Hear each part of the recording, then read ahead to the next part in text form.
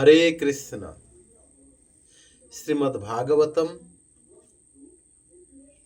तृतीय स्कंद नवम अध्याय ब्रह्मा द्वारा भगवत स्तुति। ब्रह्मा जी स्तुति करुछंती, हे प्रभु, बहु समय पर मु आपण को जानी पारिली। हाय केड़े दुर्भाग्यर कथा,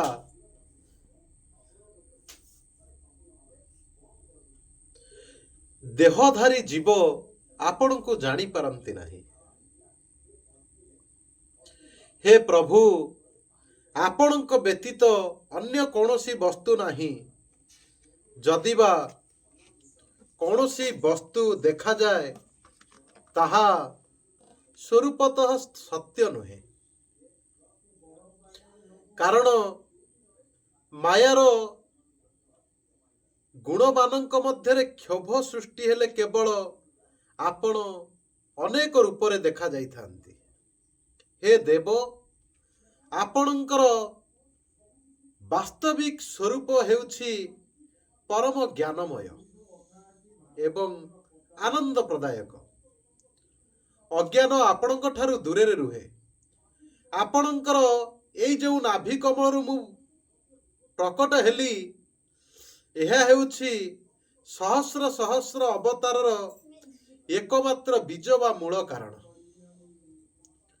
सत्पुरुष मानंकु कृपा करिबा निमंते आपण ही यही रूपकु अभिव्यक्त करिअछंती।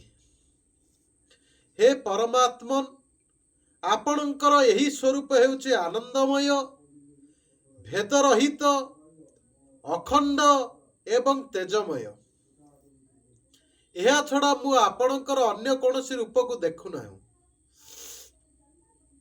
हे प्रभु, आपण यही विश्व को निर्माण करंती, पुणी आपण हेउछंती विश्वर अतीत। मु देखुची आपण हेउछंती पंच महाभूत एवं 10 इंद्रिय स्वरूप मध्य। एहीपरि भावरे मु आपणकर निर्गुण और सगुण उभय रूपर शरण ग्रहण करुछि। हे विश्व मंगलकारी परमात्मन, आपणकु ध्यान करू करू मते निज अंतर रे मध्य आपणकर स्वरूप दर्शन मिलिगला। किंतु पाप आत्मा विषयासक्त जीव माने आपणकर यही रूप को अनादर करी नरकरे पड़ी थांती। मु आपणकर यही रूप को बारंबार नमस्कार करुछि बा प्रणाम करुछि। हे स्वामी,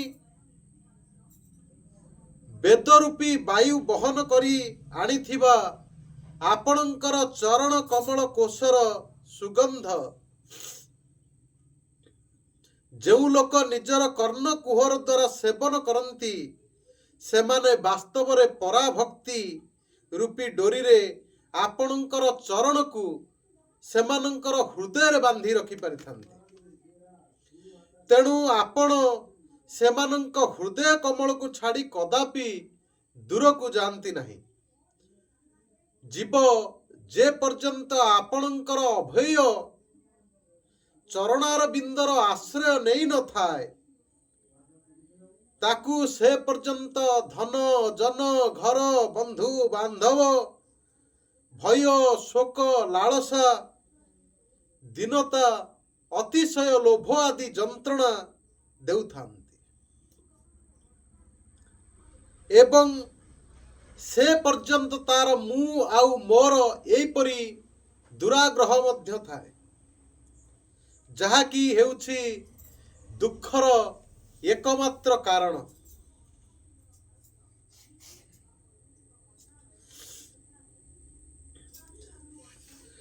ताब भयं द्रवीण गेह श्रुः निमित शोकः स्पृहा परिभव विपुल लोभ ତାବନ୍ନମେତ୍ୟ ସଦବଗ୍ରହ ଆର୍ତି ମୂଳ ଯାବନ୍ତେ ଅଙ୍ଘ୍ରିମ ଭୟଂ ପ୍ରବୁଣୀତ ଲୋକଃ। ହେ ପ୍ରଭୁ, ଆପଣଙ୍କ ଚରଣରେ ଭକ୍ତି ହୋଇଗଲେ ସକଳ ପ୍ରକାର ଅମଙ୍ଗଳ ନଷ୍ଟ ହୋଇଯାଇଥାଏ। କିନ୍ତୁ ହାୟ, ଯେଉଁମାନେ ସେହିପରି ଭକ୍ତିଠୁ ଦୂରେଇ ରୁହନ୍ତି ଏବଂ ଆପଣଙ୍କର ମଙ୍ଗଳମୟ ଗୁଣମାନଙ୍କୁ ପ୍ରକାଶିତ କରୁଥିବା ଶ୍ରବଣ କୀର୍ତ୍ତନ ଆଦି ଭକ୍ତି ଯାହାଙ୍କୁ ଭଲ ଲାଗେ ନାହିଁ, ସେହିପରି ବିଚରାଙ୍କର ବୁଦ୍ଧିକୁ ତ ଜାଣନ୍ତୁ ଦୈବ ହିଁ ହରଣ କରି ନେଇଛି।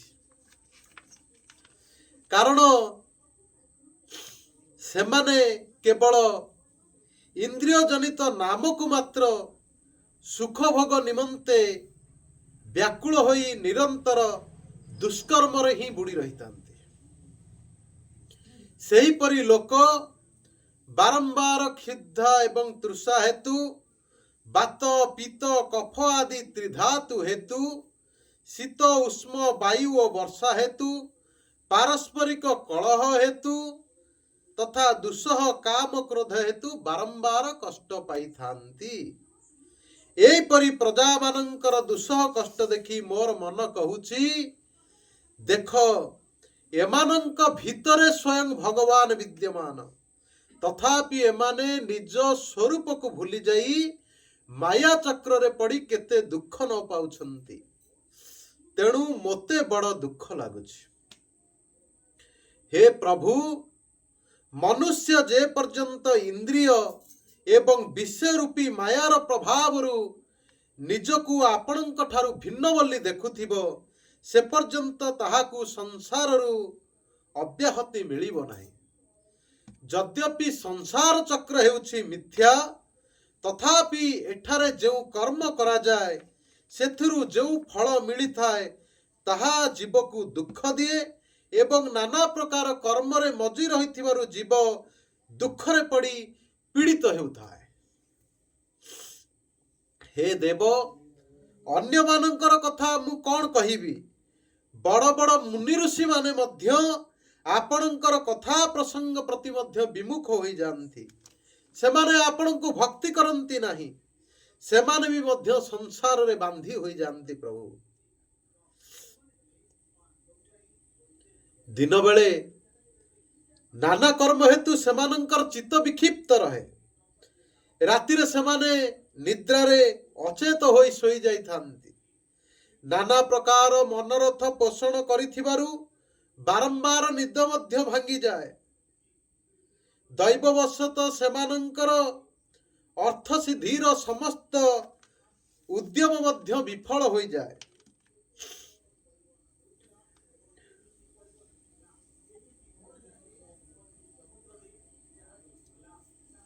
ଏହିପରି ଭାବେ ସେମାନେ ସଂସାରରେ ବାନ୍ଧି ହୋଇ ରହିଥାନ୍ତି।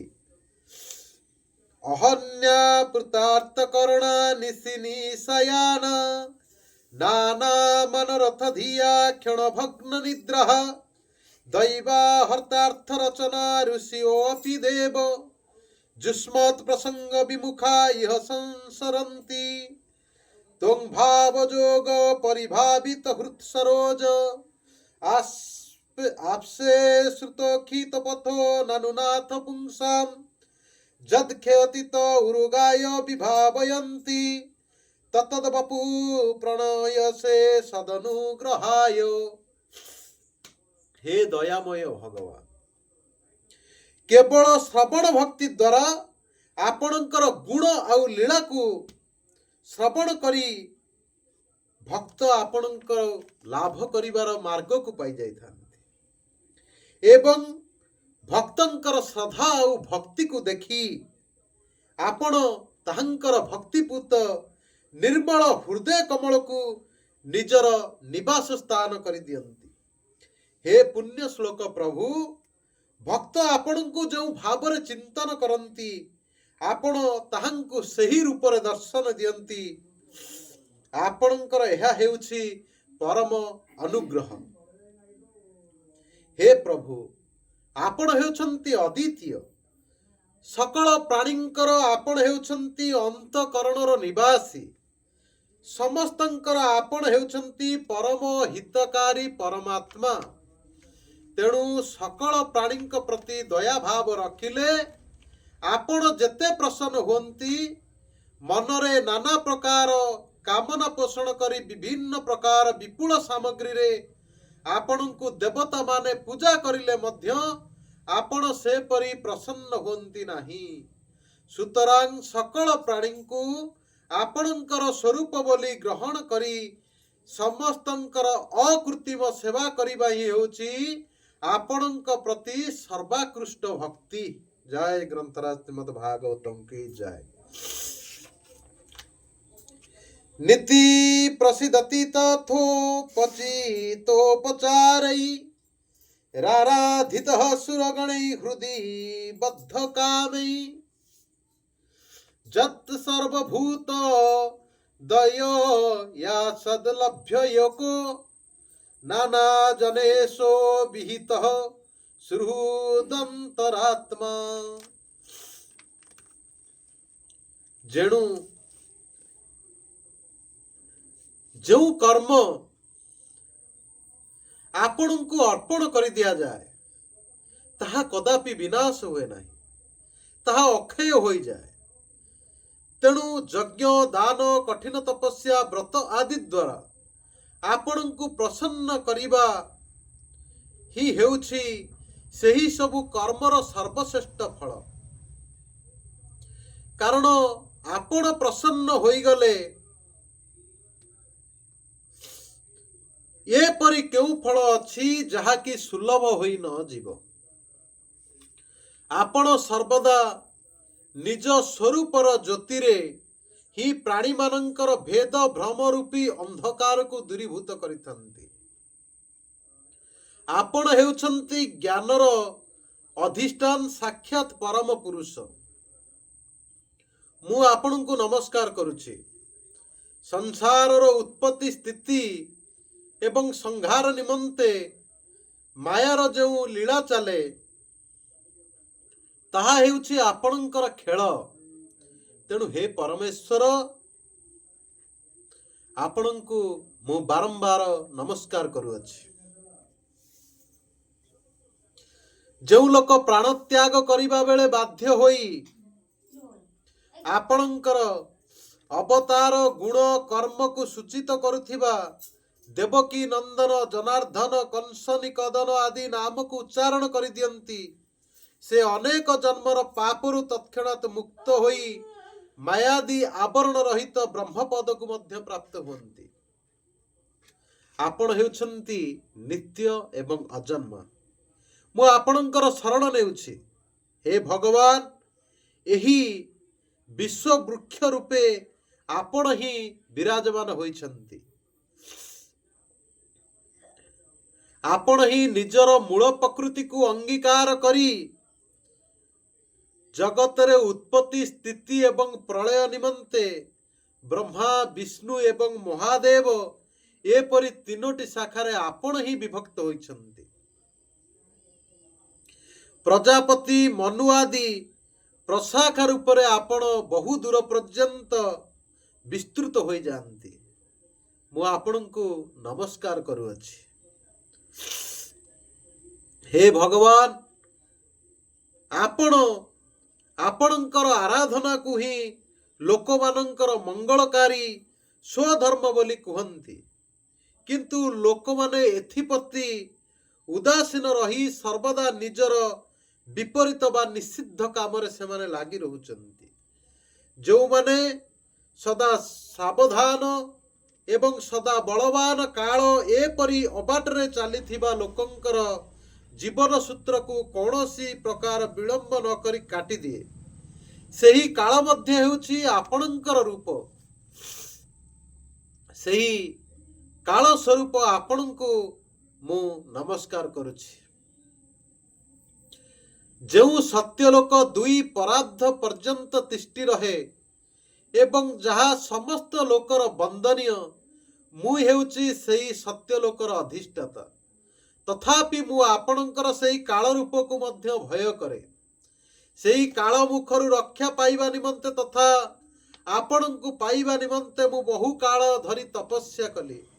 आपण हेउछंती अधियज्ञ रूपरे मोर एही तपस्यार साक्षी। मु आपणଙ୍କୁ काल स्वरूप और अधियज्ञ स्वरूप जानी बारंबार नमस्कार करुछि। हे प्रभु, आपण हेउछंती पूर्ण काम। आपणଙ୍କର कौनसी विषय सुख लाभर इच्छा नहीं, तथापि आपण निज रचित धर्म मर्यादा रक्षा करिबा निमंते निज इच्छारे पशु पक्षी मनुष्य देवता आदि प्राणी रूपरे नाना जोनिरे शरीर धारण करी अनेक लीला करिथांती। हे पुरुषोत्तम भगवान, आपणଙ୍କୁ मोर नमस्कार।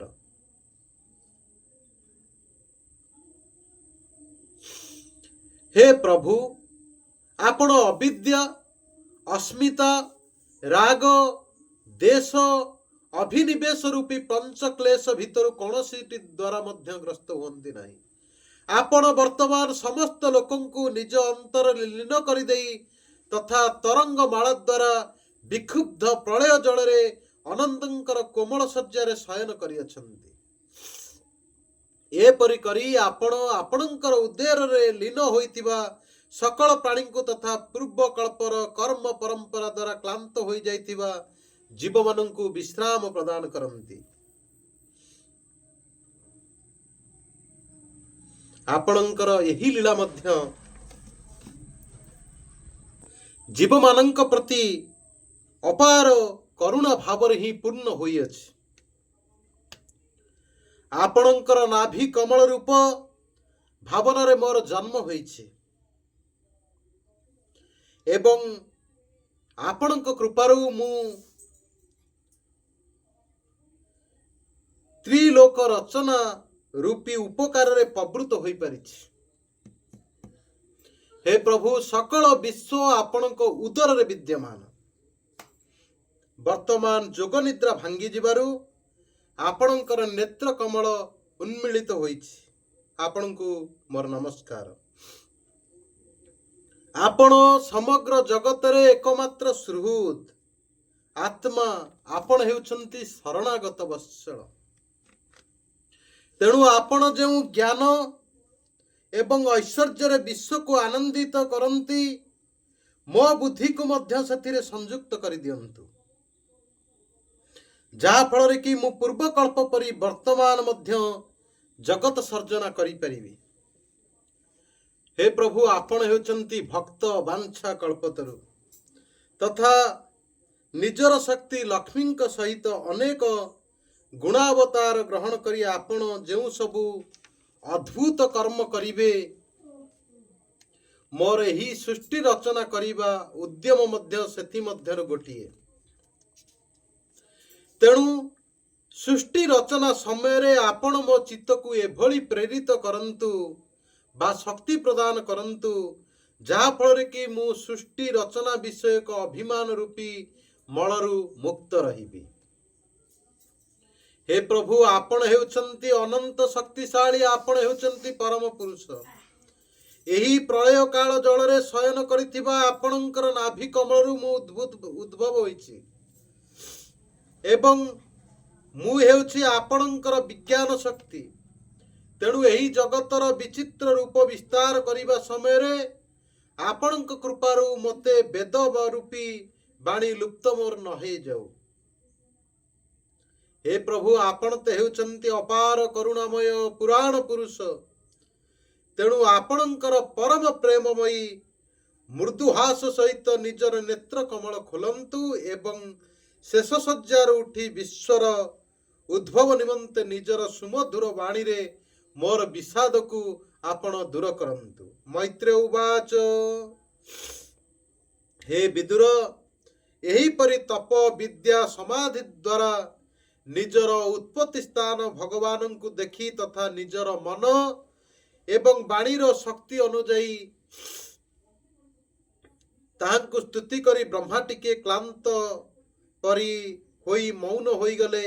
भगवान मधुसूदन देखिले जे ब्रह्मा प्रलय जलराशि हेतु अत्यंत विव्रत हो जाइछन्ति तथा लोक सृष्टि विषय कौनसी निश्चिंत विचार करि न पारी ताहांकर चित्त क्षीण हो जाउछि। ब्रह्मांकर अभिप्राय जानिपारी भगवान ताहांकर दुख दूर करिबा निमंते गंभीर कंठरे कहिले। श्री भगवान उवाच मा वेदगर्भो गस्तन्द्री सर्ग उद्यममावह तन्मया आपादितं हेग्रे जन्मा पार्थयते भवान। हे वेदगर्भ, तुम्हें विषादर वशवर्ती होई आलस्यग्रस्त हुओ नहीं। सृष्टि रचना उद्यम रे तुम्हें तत्पर हो जाओ। तुम्हें मो ठारू जहा चाहुच ताहा तो मु पूर्वरु करि सारिछि। वर्तमान एही सृष्टि रचना रे तुम्हें निमित्त मात्र हो जाओ। तुम्हें आउ थरे तप कर एवं भगवत ज्ञान को तुम्हें मनन कर।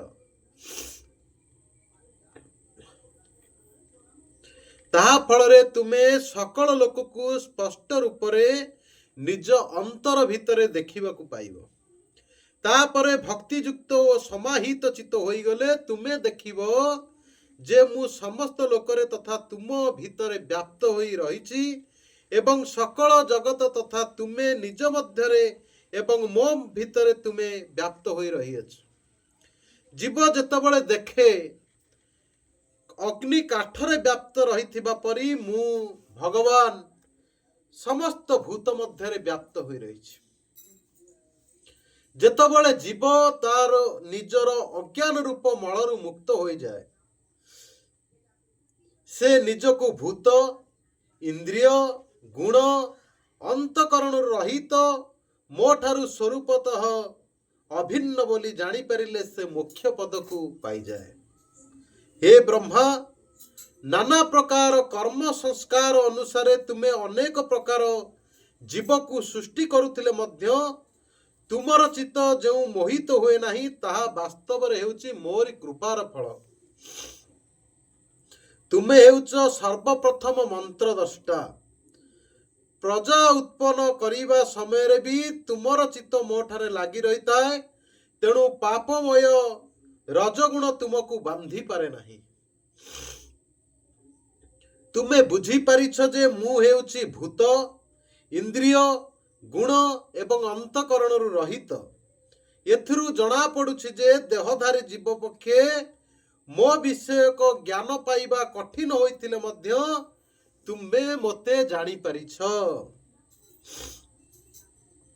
मोर आश्रय होई केही अछंती ना नाहंती एही संदेह मोचन पाई तुम्हें पद्मर मृणाल रंध दे आसी जलरे पद्म मूल को खोजुथिल।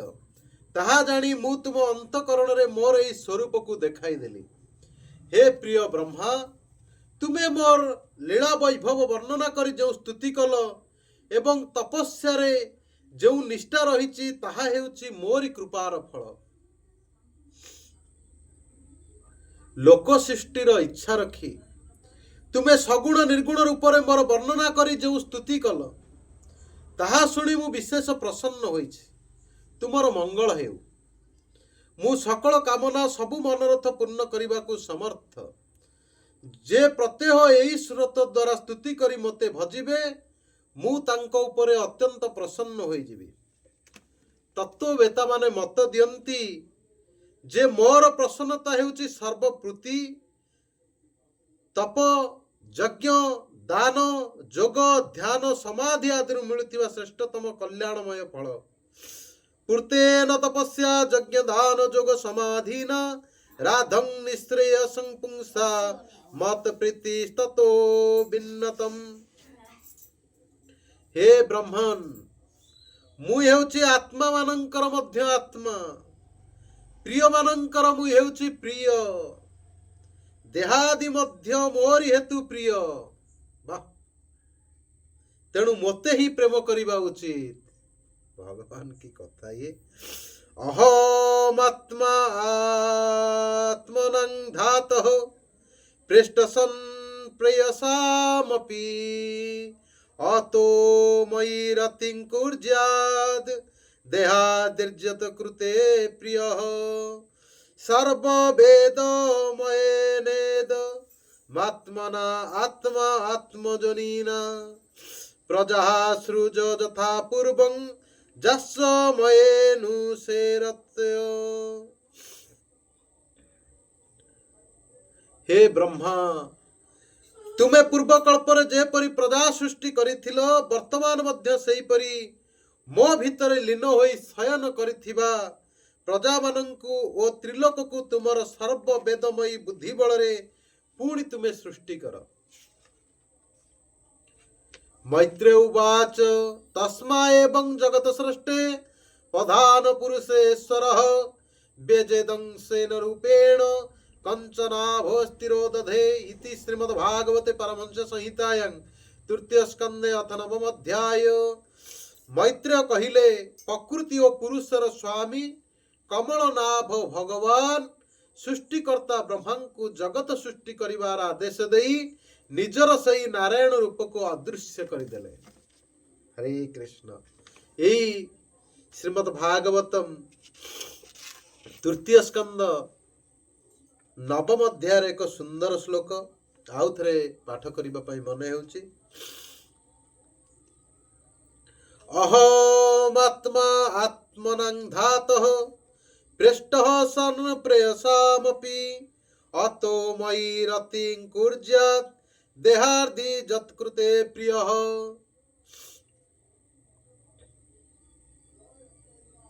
हे ब्रह्मन, मु हेउछि आत्मा मानंकर आत्मा, प्रियजन मानंकर मु हेउछि प्रिय, देहादि मध्य मोरि हेतु प्रिय, तेणु मते ही प्रेम करिबा उचित।